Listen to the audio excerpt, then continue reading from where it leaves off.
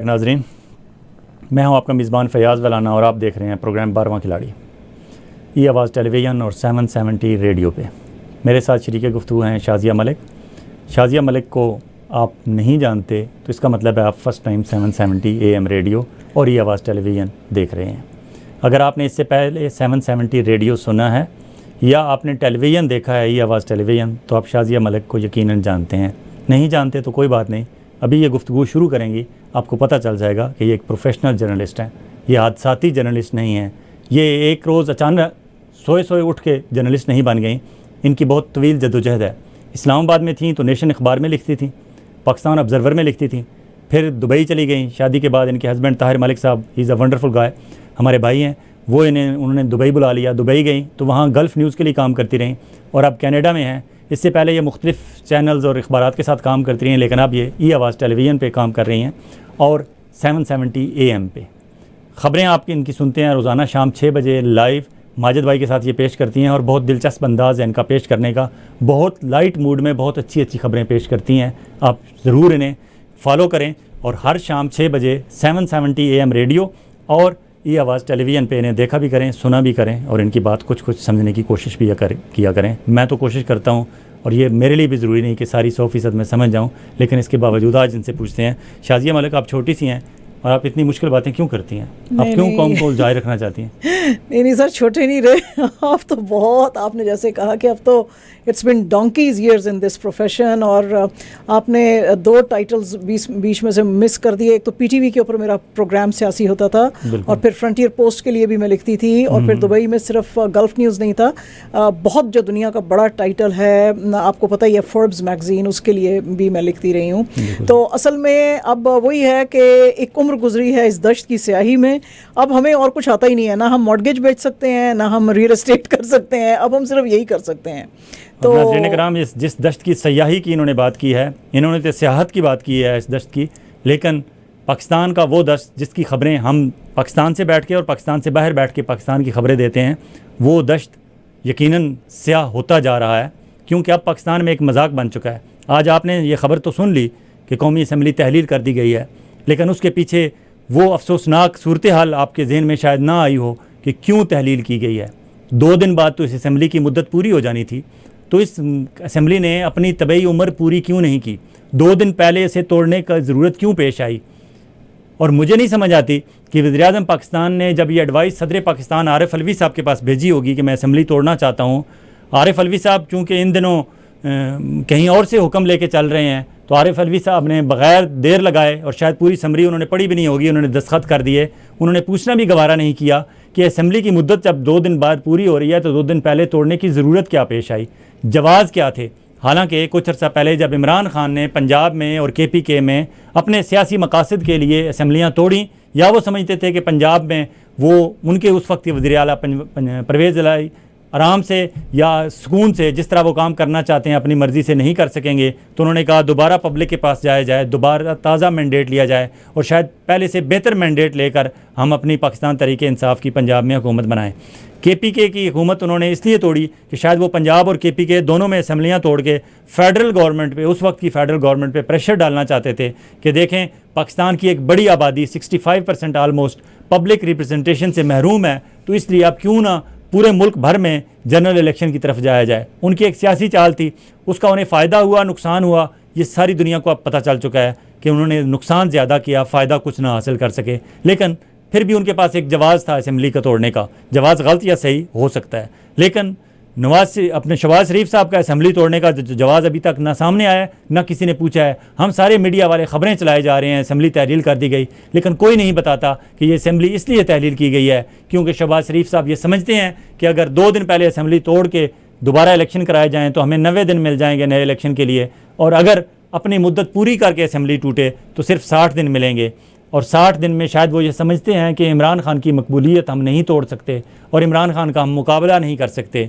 तो ये वो चोर दरवाज़ा है, ये वो चोर तरीका है जिसकी वजह से वो दोबारा इक़्तिदार में आना चाहते हैं। लेकिन शहबाज शरीफ साहब और उनकी कैबिनेट को ये जान लेना चाहिए कि आज के दौर में, सोशल मीडिया के इस दौर में, कोई बात ढकी छुपी नहीं रहती। हम बोल रहे हैं और हमारी तरह दुनिया भर में बहुत सारे वो पाकिस्तानी मुबस्सरीन जो पाकिस्तानी सियासत पे तबसरा करते हैं वो बोल रहे हैं, बता रहे हैं लोगों को कि ये मामला था दरअसल। अच्छा फैज़ भाई, मैं आपसे एक बात पूछना चाहती हूँ। आज जो एक खबर आई थी इमरान खान साहब के बारे में कि जी उनका ब्लड प्रेशर हाई हो गया, तो खबर उसके साथ ये भी आई कि उन्होंने एक्सरसाइज की। अब एक्सरसाइज उनसे का क्या मतलब है? मुशक्कत कराई गई या वाकई उन्होंने एक्सरसाइज की, या किस तरह की एक्सरसाइज की कि जिससे उनका ब्लड प्रेशर, या वो जो माहौल है वहाँ का गंदा कि जिसमें बारिश होती है तो पानी भी उनके सेल में आ जाता है, ओपन टॉयलेट है और खाना भी जिस तरह का वो है, क्योंकि जाहिर है कि अब वो एजेड हैं, इतने यंग तो है भी नहीं है, थे किसी ज़माने में बड़े fit athlete, but now he is aged. तो वो ये सारी चीज़ें भी क्या उसकी वजह से जो है उनका ब्लड प्रेशर हाई किए हुए हैं, या कि क्या वजह है? उनसे कुछ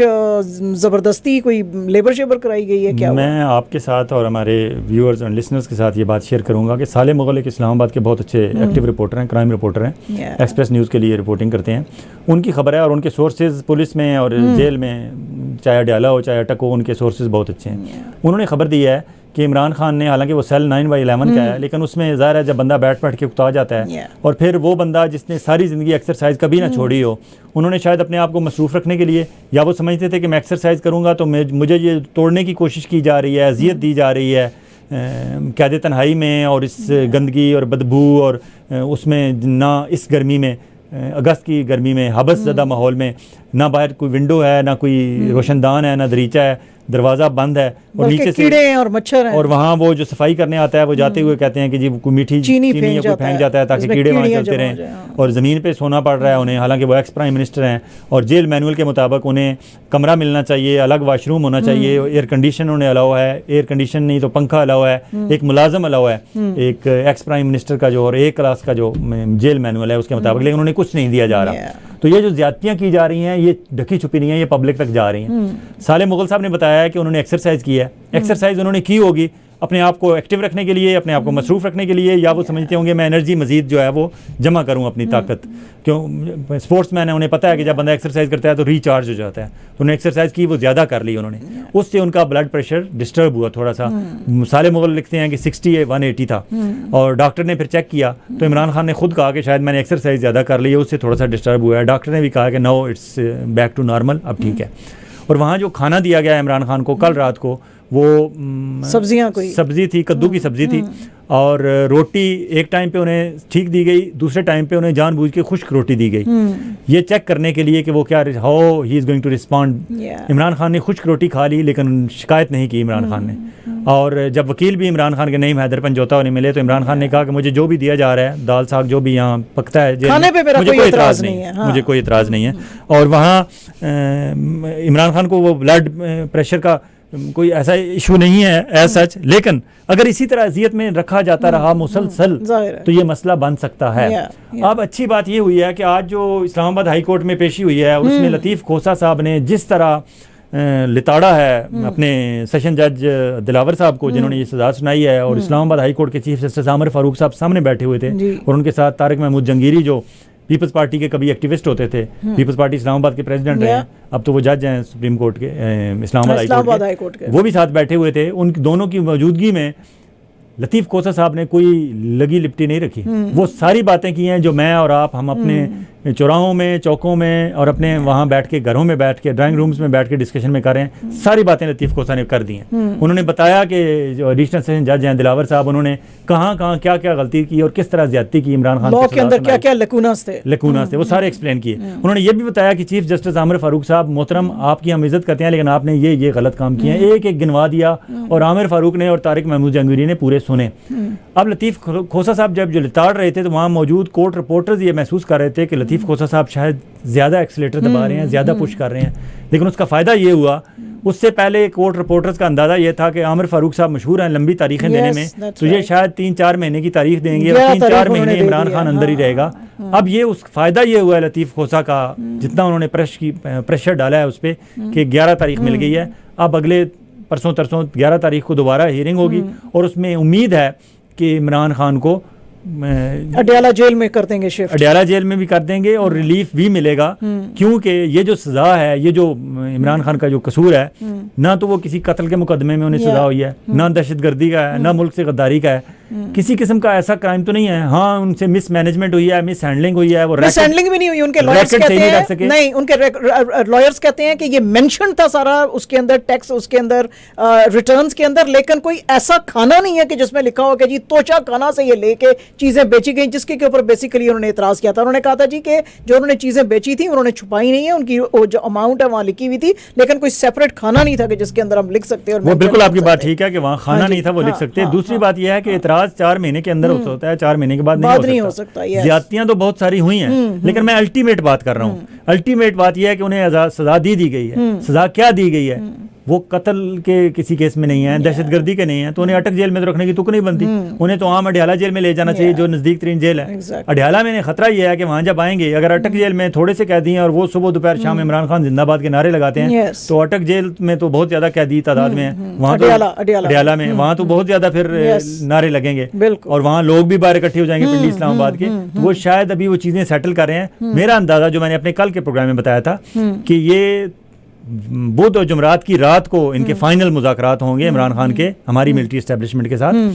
ना ऑफिशियली होंगे, ना किसी को पता होगा, लेकिन मिलिट्री एस्टेब्लिशमेंट की तरफ से कोई जिम्मेदार आदमी जाके मिलेगा।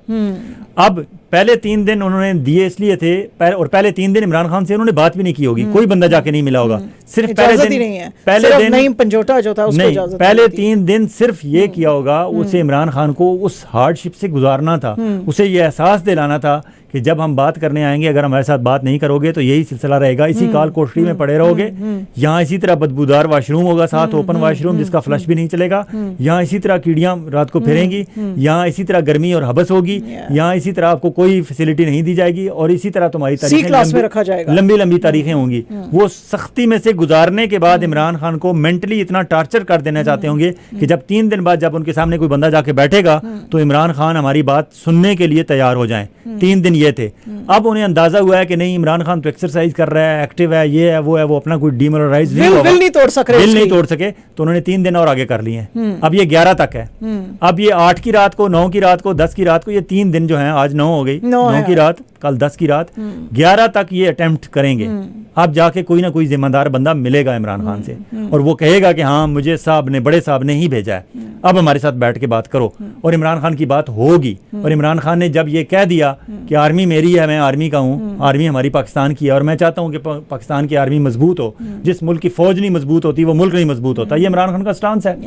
अब जब इमरान खान का ये स्टांस है और इमरान खान समझता भी है कि वो आर्मी का दुश्मन नहीं है और आर्मी उसकी दुश्मन नहीं है, तो फिर बात करने में कोई हर्ज नहीं है। मेरा अंदाजा ये है कि बात होगी और बात होने के बाद ही कुछ रास्ता निकलेगा, और रास्ता निकलेगा तो इमरान खान बाहर निकलेगा। अच्छा, एक बहुत ही खतरनाक चीज जो है जिसके के ऊपर मुझे आपका क्वेश्चन का जो जवाब है वो चाहिए फयाज भाई, और वो ये है कि ये जो कामरान खान ने जो बड़ी ही खतरनाक बात कर दी है कि जी मिलिट्री को आ जाना चाहिए, भाई डेमोक्रेटिक सिस्टम टूटा पजा जैसा भी है, चलने तो दो उसको। ये क्या बात है, आप क्यों कह रहे हैं? क्योंकि हमें तो पता है कि आप वैसे मिलिट्री के बड़े क्लोज हैं, लेकिन इस तरह की बात करना तो बहुत ही डेमोक्रेसी के अगेंस्ट बात करना, तो आई मीन हाउ, तो मीडिया का मुझे तो समझ नहीं आ रही। कामरान खान साहब का क्या किरदार है, सहाफ़ती किरदार की मैं बात कर रहा हूँ, वो पूरी पाकिस्तान को पता है जी। मेरे वो सीनियर हैं, मुझे ज़्यादा बात नहीं करनी चाहिए, क्योंकि उनके सीनियर शाहीन साहबाई साहब ने कामरान खान के बारे में बहुत ज़्यादा बातें कर दी हैं। अगर किसी ने वो प्रोग्राम नहीं देखा तो दोबारा देख लें। इसके अलावा मतीउर रहमान ने उस ब्रिगेडियर को बुला लिया है जो उनके साथ बहुत क्लोजली काम करते रहे हैं, तो मतीउल्लाह का भी आप प्रोग्राम देख लें। कामरान खान साहब के पास एक ऑफ वाइट कलर की फोक्सी होती थी कराची में, जब इन्होंने कैरियर का आगाज़ किया था। उस फोक्सी से तरक्की करते करते वो प्रेसिडेंट दुनिया के बन गए हैं, और दुनिया से पहले जब वॉल में थे तो उन्हें 1 करोड़ रुपया, मुबैना तौर पर 1 करोड़ रुपया मंथली तनख्वाह मिलती थी, और वो क्लेम करते थे कि मैंने 24,000 एक्सक्लूसिव स्टोरीज़ की हैं। भाई, आपने 24,000 एक्सक्लूसिव स्टोरीज़ की थी, लेकिन आप ये स्टोरी नहीं कर सके कि जो बंदा मुझे 1 करोड़ मंथली तनख्वाह दे रहा है, इस बंदे का सोर्स ऑफ इनकम क्या है। और जब उस पर सख्ती आई शुएब खड़े नहीं रहे उसके साथ, तो आप सबसे पहले भागने वालों में आप लीडर थे। कामरान खान साहब, हमें ना बोलने दें, हम जूनियर हैं। अगर आप इस तरह के काम करेंगे, इस तरह की तकरीरें करेंगे, और इस तरह मार्शल लॉ को दावत देंगे, और इस तरह आप चीफ ऑफ आर्मी स्टाफ को कहेंगे कि आप आके कुर्सी संभाल लें और सारा कुछ अपने हाथ में ले लें, और सियासतदानों को साइड पे कर दें, पार्लियामेंट को साइड पे कर दें, जमहूरियत को आप जाने दें, बल्कि उसे बाढ़ में जाने दें, जहाँ जाती है जाने दें। कामरान खान साहब आपको जेब नहीं देता। आपकी वो सारी 24,000 एक्सक्लूसिव स्टोरीज, आपकी वो सारी जद्दोजहद और आपकी वो सारे लंबे लंबे भाषण आज ज़ीरो हो जाते हैं। नाज़रीन इकराम, आपसे शेयर करते चलें कि जो केयर टेकर प्राइम मिनिस्टर की लिस्ट आई है, उसमें जलील अब्बास जिलानी साहब टॉप पे जा रहे हैं। टॉप पे क्यों ना जाएं? आपको याद होगा कि ये पाकिस्तान का मजाक नहीं है कि एक पाकिस्तान का बंदा जो अमेरिका में सफ़ीर रहने के से पहले वो सेक्रेटरी खारजा रहता है पाकिस्तान का। 2013 से लेकर 2017 तक वो अमेरिका में सफ़ीर रहे, लेकिन उससे पहले मार्च 2012 से दिसंबर 2013 तक वो सेक्रेटरी खारजा थे। मतलब है वजारत खारजा के ओवरऑल इंचार्ज। एक बंदा सेक्रेटरी खारजा रहने के बाद हुकूमत से इस्तदा करता है, मियां नवाज शरीफ साहब के साथ उनके उस वक्त अच्छे ताल्लुकात थे, कि मुझे अमेरिका में सफ़ीर लगाया जाए। जितने दुनिया भर में सफ़ीर होते हैं वो सेक्रेटरी खारजा के अंडर होते हैं।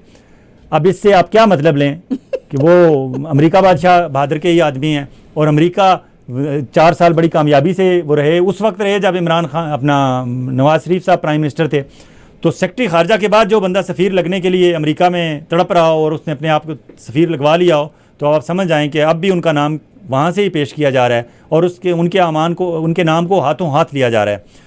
ब्यूरोक्रेट हैं, सीनियर ब्यूरोक्रेट हैं, इनका पूरा ख़ानदान ब्यूरोक्रेट है। इनके भाई हैं सैयद असगर हुसैन जिलानी साहब, ये ग्रेड 21 में DG स्टाफ कॉलेज लाहौर रहे हैं। इसके अलावा इनके दूसरे भाई सैयद जावेद जिलानी साहब सीनियर बैंकर रहे हैं। एक इनके भाई खावर अब्बास जिलानी साहब GM रहे हैं PSO में पाकिस्तान स्टेट ऑयल में।